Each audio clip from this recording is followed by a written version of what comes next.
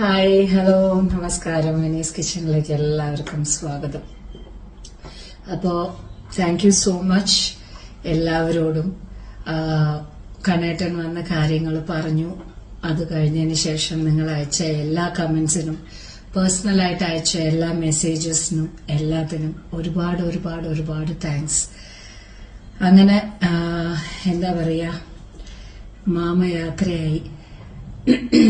അതൊരു ഭയങ്കര ഷോക്കായിരുന്നു. യെസ്, എനിക്കറിയാമായിരുന്നു തീരെ വയ്യാതെ കിടക്കുകയാണ്, കുറെ ആയി. ഞാൻ പോയി കണ്ടിരുന്നു ഇപ്രാവശ്യം പോയപ്പോഴും.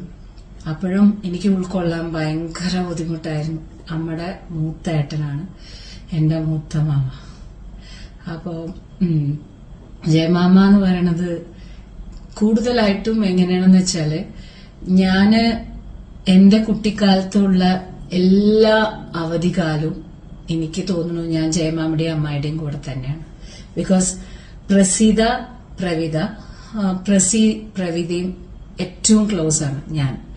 അപ്പോൾ എന്റെ കസിൻസിൽ നോക്കുകയാണെന്നുണ്ടെങ്കിൽ ഞാൻ അവരായിട്ട് ഭയങ്കര അടുപ്പാണ്. അപ്പൊ അതുകൊണ്ട് തന്നെ പ്രവിത ചെറിയ കുട്ടിയായിരുന്നു, ഞാനും ഭയങ്കര ക്ലോസ് ആണ്. അപ്പൊ അതുകൊണ്ട് തന്നെ എന്റെ എല്ലാ വെക്കേഷനും ഞാൻ മാമയുടെ കൂടെ ആയിരിക്കും.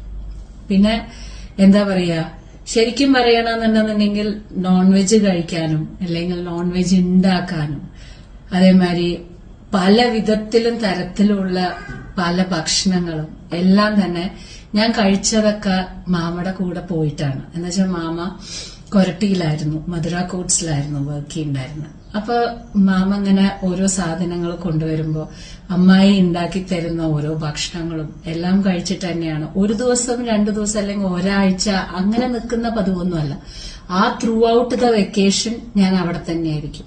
തലേദിവസം വെക്കേഷൻ തുടങ്ങുന്നതിന്റെ തലേദിവസം വന്ന സ്കൂള് തുറക്കുന്നതിന്റെ തലേദിവസമാണ് ഞാൻ വീട്ടിലേക്ക് വരുന്നത്.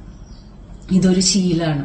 ഇത് അങ്ങനെയാണ് ജീവിതത്തിൽ ഞാൻ വളർന്നത്. അപ്പോ എനിക്ക് ജയമാമയെ അങ്ങനെ പോയിട്ട് കാണുക എന്ന് അമ്മേന്റെ അടുത്ത് പറഞ്ഞു, മാമ വല്ലാണ്ട് കിടക്കണം. അപ്പൊ ഞാൻ പൂജയ്ക്ക് പോയപ്പോഴും കൂടിയിട്ട്, പോയ കൊല്ലം പൂജയ്ക്ക് പോയപ്പോഴും കൂടിയിട്ട് മാമയെ പിടിച്ച് കൊണ്ടുവന്ന് നമ്മള് ഒരു ഭാഗത്ത് ഇരുത്തി കഴിഞ്ഞിട്ടുണ്ടെങ്കിൽ മാമ വാസ് ഓക്കെ. മാമ സംസാരിക്കണമായിരുന്നു, എല്ലാവരുടെ അടുത്തും സംസാരിക്കണമായിരുന്നു, ഇങ്ങോട്ട് വാടി എന്നൊക്കെ പറയണ്ടായിരുന്നു. അപ്പൊ എന്റെ മനസ്സിന്റെ ഉള്ളിലുള്ള ജയമാമ എന്ന് പറയുന്നത് അതാണ്.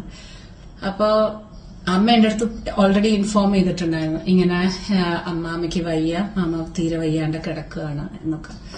അപ്പൊ ഞാൻ ഇപ്രാവശ്യം പോയപ്പോ മനുവിനെ എന്തായാലും കൊണ്ടുപോയിട്ട് അനുഗ്രഹം വാങ്ങിക്കണം എന്നുള്ളത് 100% ഉറപ്പിച്ചിട്ട് പോയിരിക്കുന്ന ഒരു കാര്യമാണ്. പോയി ഞാൻ കണ്ടപ്പോ എനിക്ക് എത്ര സമയമെടുത്തു എന്നറിയോ. ഞാൻ ആ ഹാളിന്ന് മാമയുടെ ബെഡ്റൂമിന്റെ ഉള്ളിലേക്ക് പോവാൻ, മാമയെ അവിടെ കുളിപ്പിച്ച് അവര് ഇരുത്തിയിരിക്കുകയായിരുന്നു, നോക്കാൻ നല്ലൊരാളായിരുന്നു. അപ്പോൾ എനിക്ക് ആ ചെയറിൽ ഇരിക്കുന്ന എന്റെ അമ്മാവനെ കണ്ടിട്ട് എനിക്ക് അറിയുന്നില്ല, എനിക്ക് മനസ്സിലാവുന്നില്ല ഞാൻ എന്റെ മാമയാണോ അത് എന്ന് ഉള്ള ഒരു ഫീലിംഗ്. ഒരുപാട് സമയമെടുത്തു എനിക്ക് ആ ഉള്ളിലേക്ക് പോകാൻ. ഞാൻ കുറെ കരഞ്ഞു മടിയിൽ പോയിട്ട്.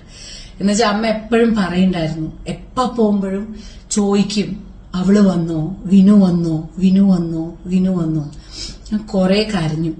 എന്നിട്ട് കുറെ നേരം ഇരുന്നു, സംസാരിച്ചു. അപ്പോഴും ഇങ്ങനെ കണ്ണുകൂടെ മാമയുടെ വെള്ളം വരുന്നുണ്ടായിരുന്നു.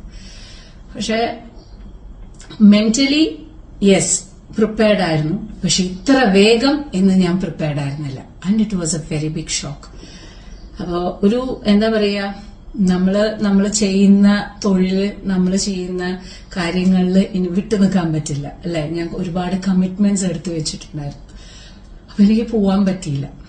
ആൻഡ് അത് കഴിഞ്ഞതിന് ശേഷം അതൊക്കെ കണ്ടിന്യൂ ചെയ്ത് ഞാൻ മുന്നോട്ടേക്ക് പോയി. പക്ഷെ എനിക്ക് ഒരിക്കലും വന്ന് ഇരുന്ന് സംസാരിച്ച് നിങ്ങളുടെ അടുത്ത് കാര്യങ്ങൾ പറയത്തക്ക രീതിയിലുള്ള ഒരു മാനസികാവസ്ഥയിലേക്ക് ഞാൻ എത്തിയിട്ടുണ്ടായിരുന്നില്ല. ഇന്നാണ് ചടങ്ങുകളെല്ലാം 10 വേലയും എടുത്ത് കഴിയുന്നത്. അപ്പൊ എന്താ പറയാ, അങ്ങനെ ഒരു തോന്നലേ മനസ്സിന്റെ ഉള്ളിൽ വരുന്നില്ല ദാറ്റ് ഇനി പാമ്പാടിയിൽ പോകുമ്പോ മാമയില്ല എന്നുള്ളത്. So the hard truth accept ചെയ്തല്ലേ പറ്റൂ. പക്ഷെ ആകെ ഒരു സമാധാനം എന്താ വെച്ചാൽ അധികം കിടക്കാതെയും അധികം എന്താണ് പറയാ ഭയങ്കരമായിട്ട് അനുഭവിക്കാതെയും പോയി, അതുവാണെങ്കിൽ പറയാം. സോ നിങ്ങളെല്ലാവരും ഒരുപാട് സ്നേഹത്തോടു കൂടിയിട്ട് മെസ്സേജസ് അയച്ചിട്ടുണ്ടായിരുന്നു. പേഴ്സണൽ നമ്പേഴ്സ് അറിയുന്ന ഒരുപാട് പേര് എന്നെ കൺസോൾ ചെയ്ത് മെസ്സേജസ് അയച്ചിട്ടുണ്ടായിരുന്നു. അതല്ലാത്ത പേര് മെസ്സേജ് അയക്കാൻ വേണ്ടിയിട്ട് വിനീസ് കിച്ചൺ തെരഞ്ഞു പിടിച്ച് ഇൻസ്റ്റാഗ്രാം ജോയിൻ ചെയ്തിട്ട് അയച്ചിട്ടുണ്ടായിരുന്നു. ഈ തരുന്ന എല്ലാവർക്കും ഈ തരുന്ന സ്നേഹത്തിന് ഒരുപാട് ഒരുപാട് ഒരുപാട് താങ്ക്സ് ഉണ്ട്. Thank you so much. അങ്ങനെ വീണ്ടും നമ്മള് കാര്യങ്ങളൊക്കെ ആയിട്ട് മുന്നോട്ടേക്ക് പോവാൻ വരികയാണ്. ഞാൻ തുടങ്ങാം. അപ്പോ നിങ്ങളുടെ അടുത്തൊക്കെ താങ്ക്സ് പറയണം എന്നുണ്ടായിരുന്നു. അപ്പൊ അതുകൊണ്ടാണ് ഇതപ്പോ ഇന്നാണ് വിളക്കൊക്കെ ഒന്ന് കത്തിച്ചത്. സോ ഓക്കെ, അപ്പോ ഞാൻ വീണ്ടും നിങ്ങളായിട്ട് സംസാരിക്കാൻ വരാം. നമുക്ക് കൂടുതലായിട്ടും ഡീറ്റെയിൽ ആയിട്ടും സംസാരിക്കാം. എല്ലാവരും സുഖമായിട്ടിരിക്കണമെന്ന് പ്രതീക്ഷിക്കുന്നു. വീണ്ടും ഓരോരുത്തരും അയച്ച മെസ്സേജസിന് വീണ്ടും വീണ്ടും നന്ദി പറഞ്ഞുകൊണ്ട് ഈ ഒരു അവസ്ഥയിൽ എന്നെ മനസ്സിലാക്കി എന്നോട് അത്രയും സ്നേഹം കാണിച്ച ഓരോരുത്തരോടും താങ്ക് യു സോ മച്ച്. ഒരുപാട് ഒരുപാട് സ്നേഹം. അപ്പൊ വീണ്ടും നമുക്ക് കാണാം. Till then, take care and bye bye. Love you all.